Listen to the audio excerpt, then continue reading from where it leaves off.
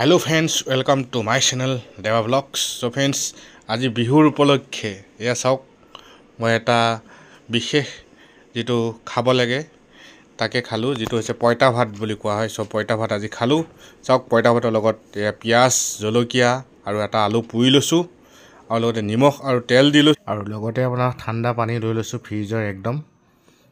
main বস্তুটো হৈছে আপোনাৰ কি বুলি কয় পয়টা ভাতৰ লগত ঠাণ্ডা পানীটোই হৈছে মেইন যিমানে ঠাণ্ডা পানী দিব সিমানে টেষ্ট লাগিব আৰু আপোনাৰ কেঁচা বুটটো নাই হেটো অলপ কমি থাকিলে যেহেতু মাংস আছে লগত মাছও আছে তো তাৰ কাৰণে কেঁচা বুটটো ইমান ইম্পৰ্টেন্ট বুলি নাভাবি পেলাই পিয়াজ আৰু জলকীয়া লগতে আলু এটা দি ট্ৰাই কৰিলো খাবলৈ সো फ्रेंड्स যদি চাই আছে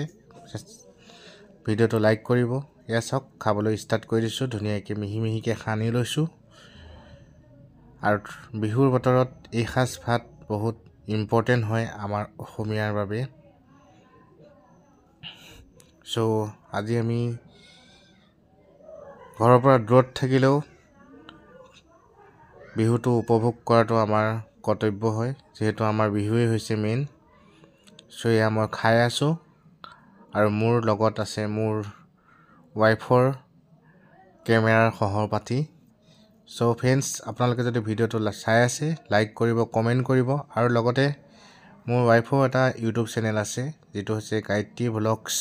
.789 বুলি সো আপোনালোকে যদি সাবস্ক্ৰাইব কৰা নাই সাবস্ক্ৰাইব কৰি লব আৰু মোৰ ভিডিওটো আজি জনে প্ৰথমবাৰৰ কাৰণে আহিছে তেওঁলোকে ভিডিওটো চাই থাকাৰ লগতে চেনেলটো সাবস্ক্ৰাইব কৰি লব আৰু এটা লাইক কৰি দিব ঠিক আছে এই ঠাণ্ডা পানী খোৱাৰ যেটো টেষ্ট বহুত বেলেগ আৰু ঠিক আছে फ्रेंड्स সো फ्रेंड्स এইখিনি পা আপোনালোকে ভিডিওটো চাই থাকক আমাৰ বেটাইও মোৰ লগতে খাইছে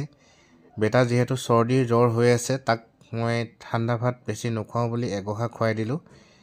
এগহা মানে খুব বেছি 3 গহা মান খুৱাম আৰু তাতকে বেছি নখাও যেহেতু আজি পয়টা ভাতটো খোৱাটো মানে ভাল হয় আমাৰ শৰীৰৰ কাৰণে সো